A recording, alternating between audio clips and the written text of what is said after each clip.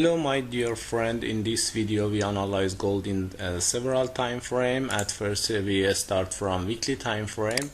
In weekly time frame we draw the Fibonacci levels and trend lines. In the overall view we look for a sell position in weekly time frame.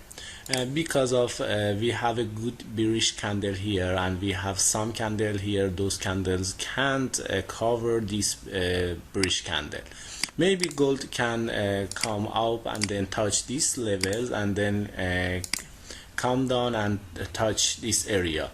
But if gold break this support area in weekly time frame, we should find in lower time frame a good setup, good area to enter to trade for selling gold.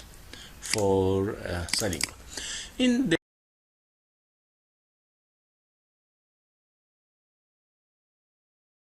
gold between 1791 and 1833 maybe go up and come down, and then this is a range market in weekly time frame. But in 4-hour time frame, if gold break 1807, maybe gold can go up and touch 1824, and if gold break 1789 can come down and touch, for example, maybe 1750 in 4-hour time frame.